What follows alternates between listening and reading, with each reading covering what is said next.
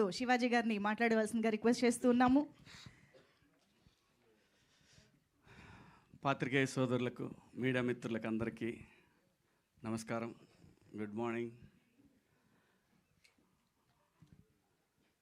సాంప్రదాయని సుప్పిని శుద్ధపూసని ఈ కథ విన్నప్పుడు నాకు బాగా అనిపించి ఈటీవీకి పంపించాను విన్ వాళ్ళకి. సో వాళ్ళందరికీ కూడా నచ్చి ఈ ప్రాజెక్ట్ నాకు అప్పచెప్పారు. సో ఈటీవీతో అనుబంధం అనేది నాకు ఇప్పుడు కాదు, ఆ కంపెనీలో నేను గడిచిన 25 సంవత్సరాల్లో 30 సంవత్సరాల్లో ఒక 5-6 సినిమాలు చేశాను. లాంగ్ రిలేషన్ ఇది.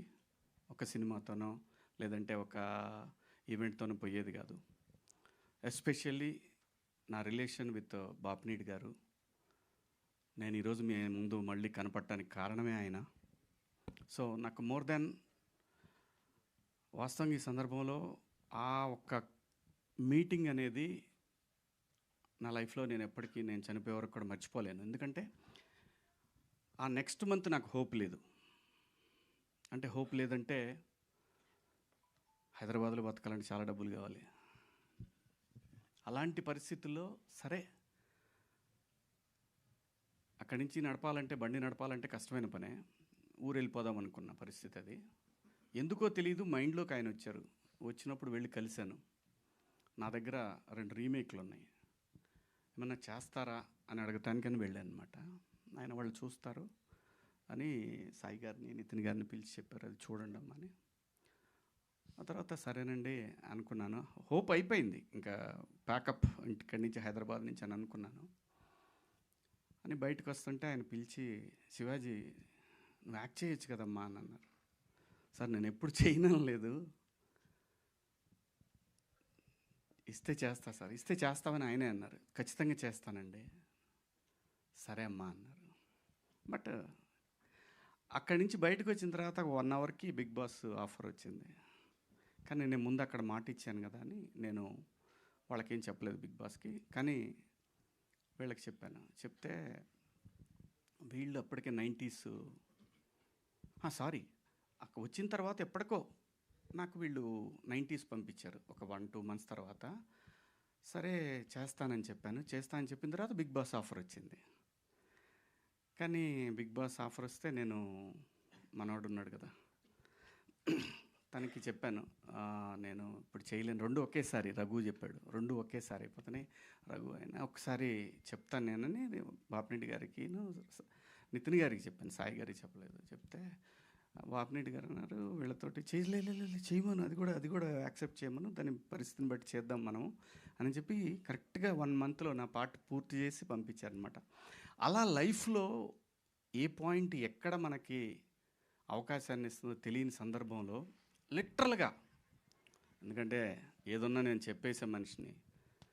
సో నాకు ఆ పరిస్థితుల్లో నేను ఫ్యామిలీని రన్ చేసే పరిస్థితి కాదు. ఊళ్ళో ప్రాపర్టీలు ఉన్నాయి, కానీ ఆ పరిస్థితి కాని సందర్భంలో నాకు ఈటీవీ బాపినీడి గారు, ఆ సంస్థ నాకు అవకాశం ఇచ్చి మళ్ళీ ఈరోజు మీ అందరి ముందు నిలబడటానికి కారణమైంది. అది ఎప్పటికీ మనం పోయే మన లాస్ట్ బ్రెత్ వరకు కూడా మనం మర్చిపోలేనటువంటి నేను ఒక సంఘటన అది.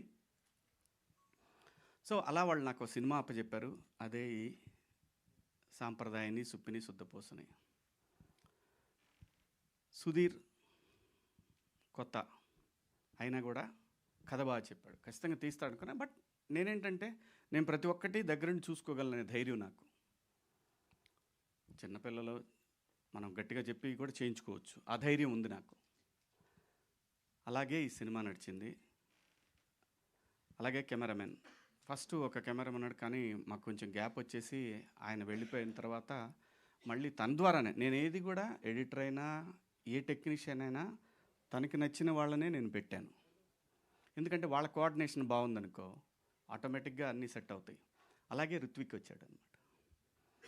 రిత్విక్ది కూడా ఏ విషయమైనా సరే, ఈ కథ విషయం కానీ, ఈచ్ అండ్ ఎవ్రీథింగ్, ఆర్టిస్టులు కానీ, టెక్నీషియన్లు కానీ, సాంగ్ కానీ, ఏదైనా సరే ఎవ్రీథింగ్ మనం వినికి చెప్పే చేస్తాం. ఎందుకంటే వాళ్ళు రెస్పాన్సిబిలిటీ ఇచ్చినప్పుడు చెప్పాల్సిన బాధ్యత మన దగ్గర ఉంటుంది. అలా ఈ సినిమా చేయటం జరిగింది. ఈ సినిమాకి ఇంకా చాలామంది పనిచేశారు బ్యాక్గ్రౌండ్లో. డైరెక్షన్ డిపార్ట్మెంటు, అలాగే డిఓపి, ఆర్ట్ వాళ్ళు, ఆర్టిస్టులు. ఈ సినిమాలో మీరు చూస్తే ఈ సినిమాలో నాకు కూడా తెలీదు అలా అలా ఉంది సినిమా అనే విషయం నాకు తెలీదు. మీరు ప్రతి సీన్లో ఒక కొత్త ఆర్టిస్ట్ని చూస్తారు. అందరు కూడా ఫెమిలియర్, బాగా పాపులర్ ఆర్టిస్టులే. ఒక 30 మంది పైనే ఉంటారండి. చాలా బాగుంటుంది సినిమా. ఫ్యామిలీ అందరూ కూర్చొని సంక్రాంతి పండగకి ఎలాగైతే మనం ఒక సినిమా చూస్తామో అలా చూడగలిగినటువంటి ఒక సినిమా. ఈ సినిమాలో సాంగ్ కూడా సెకండ్ హాఫ్లో నాకేంటంటే, నేను ఎప్పుడో ఒక 20 ఏళ్ల క్రితం ఈ పాయా సాంగ్ని నేను వినటం జరిగింది. ఒక 20-25 ఏళ్ల క్రితమే విన్నాను. అది సయ్యద్ షాబుద్దీన్ గారని ఓల్డ్ సిటీలో ఉంటారు. ఆయన స్టాండప్ కమెడియన్ అని. ఆయనది ఈ సాంగ్ యాక్చువల్గా. ఆయన్ని పిలిచి వాళ్ళ దగ్గర రైట్స్ తీసుకొని ఆ ట్యూన్ తీసుకున్నాం అనమాట. ట్యూన్ తీసుకొని లిరిక్స్ కూడా హిందీలో ఉన్నాయి. అది కూడా రిలీజ్ చేస్తాం. ఉర్దూ లిరిక్స్ ఆయనే రాశారు. అది కూడా రిలీజ్ చేస్తాము. అది కూడా కంపోజిషన్ అయిపోయింది. అది వేరే ఆయన చేశాడు. సో తర్వాత మనోడికి బోలేకి పిలిచి, బోలే హిందీది వర్కౌట్ అయ్యేట్టు కనపట్లేదు, ఇది నువ్వు తెలుగులో చేయగలవా అని చెప్పి పిలిస్తే మనోడు అసలు 2 డేస్లో బ్రహ్మాండంగా ఒక ఆర్డర్ సెట్ చేసి ఇచ్చాడు. ఇంకా ఆ తర్వాత చిన్నగా అన్నీ డెవలప్ అయ్యి బ్రహ్మాండంగా చేశాడు. థ్యాంక్ యూ బోలే.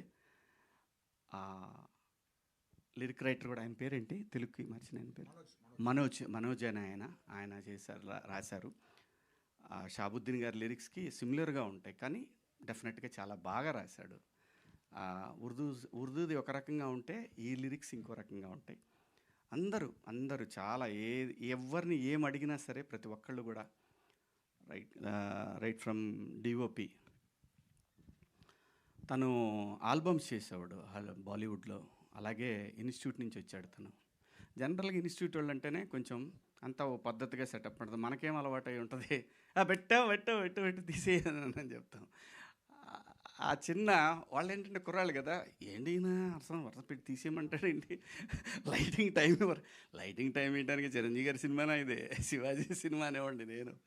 అది అలాగే ఎడిటర్ మనోజ్ గారు కానివ్వండి, మా డైరెక్షన్ డిపార్ట్మెంటు శివ, మావాడు విక్రమ్, అలాగే మా డిఓపి డిపార్ట్మెంట్లో చాలామంది ఉన్నారు.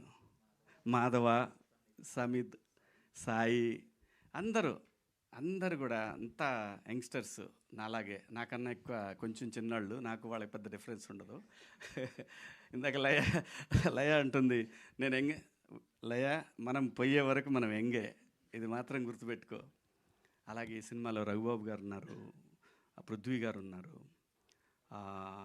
అలీ గారు, చమ్మక్ చంద్ర, ధన్రాజ్, అలాగే తమ్ముడు మీ ముందే ఉన్నాడు.